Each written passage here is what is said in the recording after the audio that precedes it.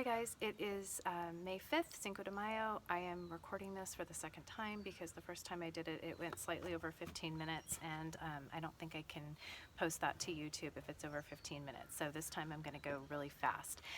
Just a reminder, fill out that senior survey. If you haven't done it, I am giving you extra credit, so you should do it. Okay, starting right away.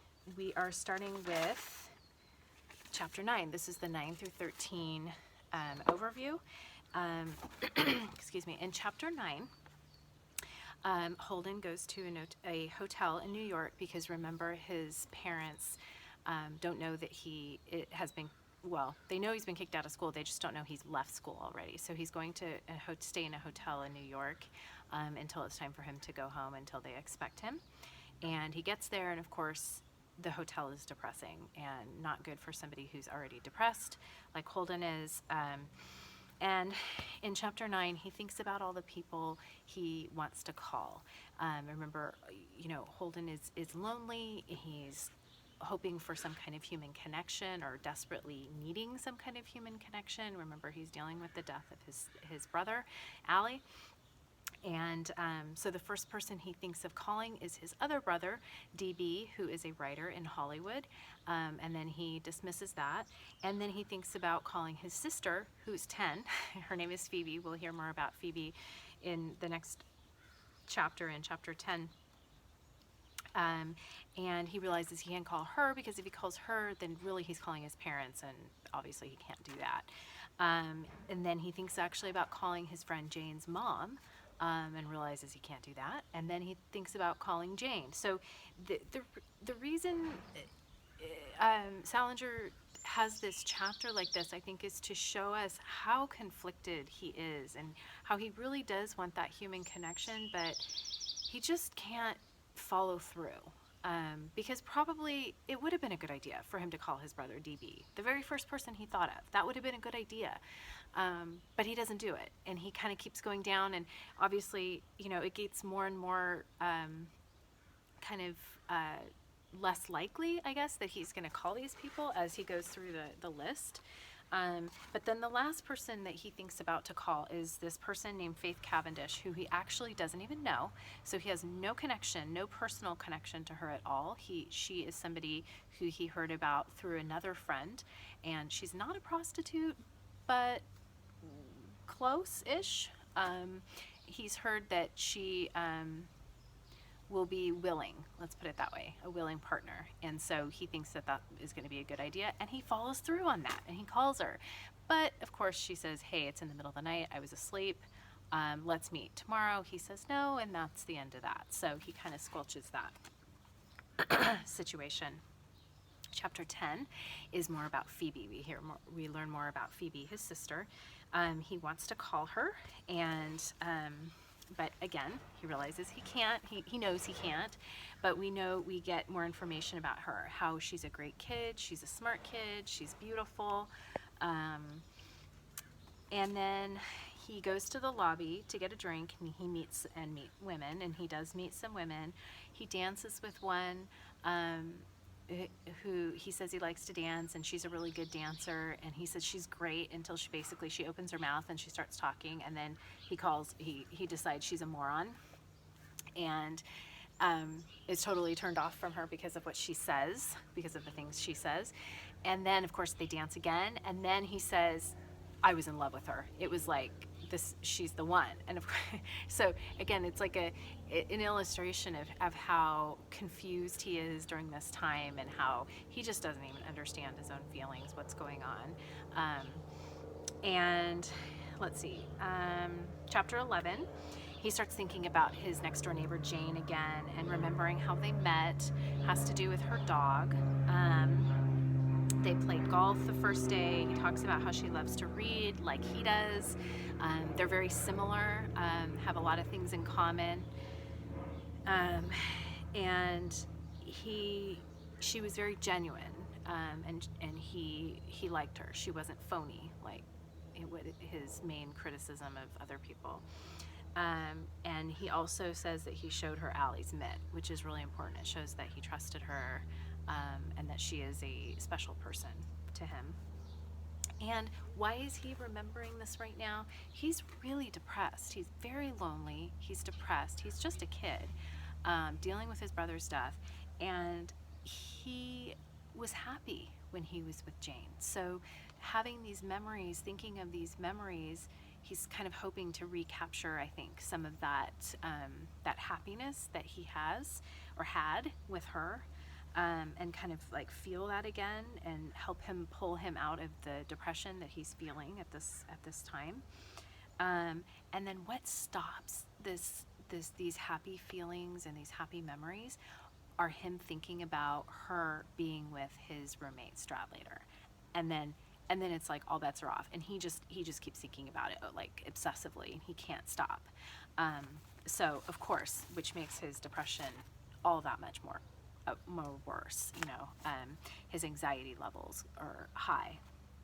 So chapter 11 ends with Holden going to a nightclub, deciding to go to a nightclub called Ernie's. It's a piano bar, and the idea is he's still looking for an escape. He's still looking for some kind of distraction from his deep loneliness and his deep depression.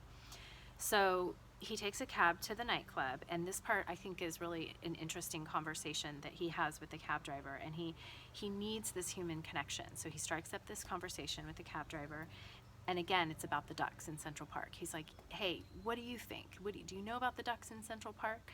And so the cab driver kind of talks to him a little bit about it, and he says, why are you so worried about the fish in Central Park in the pond? And he says, I'm not talking about the fish. I mean, and so it's kind of comical because the cab driver is concerned about the fish, which Holden didn't even mention the fish. Holden's concerned with the ducks.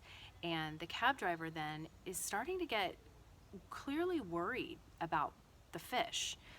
Something that he clearly has not thought about before, like what's the fate of the fish in the winter, and now that he's having to think about it, it's really depressing him and upsetting him and giving him anxiety. So it's kind of interesting. It's like, the ignorance is bliss. So maybe that's true. So he had never thought about it before, so it never really bothered him. And of course, we know Holden is an overthinker, and so everything's going to bother Holden. He's going to think about things and think about it and think about it and think about it and just kind of spiral around, and it's not going to end for him.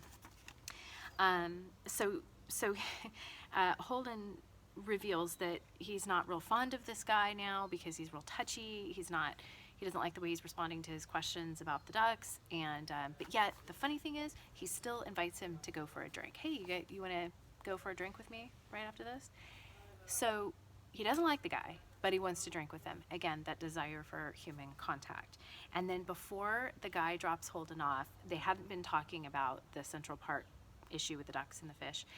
But I think it's funny because the driver brings it up again right before he drops him off at Ernie's, and which indicates how bothered he is by what Holden has brought up, how upsetting. He kind of peels away too because he's so upset about what the situation that Holden has illuminated to him. It's just something that he had never considered before and obviously bothers him. Okay, at Ernie's, he meets his brother, or he sees his brother DB's ex-girlfriend who's there with her new boyfriend, and Holden does know her, and she invites Holden to sit with them. He says no. And I think this is really interesting. So yes, Holden is desperate for company, but he's very particular about the company he keeps. Even though sometimes he wants to have company with strangers, he's very critical of those strangers, right? Remember, he called the lady that he was dancing with, called her a moron. So he's very complex and kind of wishy-washy, the back and forth kind of stuff. So he says no, and so he decides to walk back to the hotel from Ernie's. And on the way back, he's thinking about how cowardly he is, and he's obsessing about how cowardly he is. And that, of course, depresses him. He thinks about his inaction in different situations and how helpless he has felt, and that makes him angry at himself for not acting.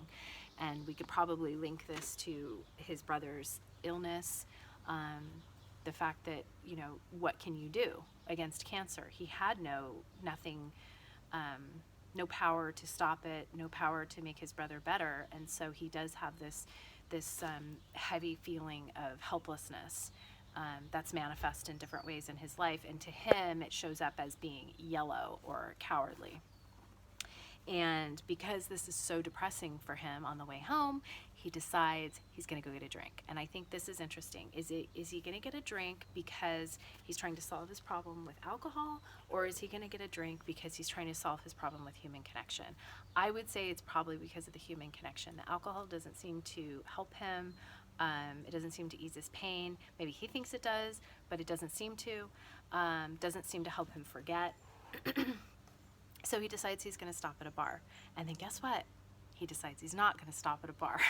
So it's all this back and forth. I'm going to do this. I'm not going to do this. I'm going to call this person. I'm not going to call this person. Back and forth, and it gives us an idea of what's going on in his head, the struggle, the mental struggle that he's having in his head. Okay. So then, chapter 13, he's walking home.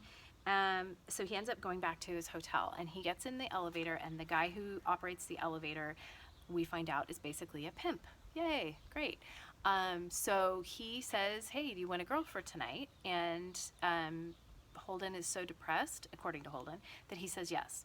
And so he waits in his room for this girl who shows up. The whole situation is very depressing for him. So he's already depressed, he's already lonely, and now this is just compounding the depression and the loneliness for Holden. And at the end, and he makes up a story. He asks her just to stay and talk to him. And he makes up a story about how he had an emergency surgery, and he's still recovering. So she, of course, is irritated, and I mean, she sees this as a transaction, and she just wants it done. She's clearly, this is not something she enjoys doing. This is for the money, and that's it. And so she's frustrated, he's frustrated, so finally she leaves, and he pays her the $5. And she says, no, it's 10. He said, no, it's 5. And then she says, no, it's 10. And he says, well, I was told 5. So he pays her 5. This will become important in chapter 14. That's why I'm bringing it up. But she leaves with the $5, and that's it. And I made it under 15 minutes this time. Woo! I cut off a lot of time. Hope you guys are doing well. I'll talk to you soon. Bye.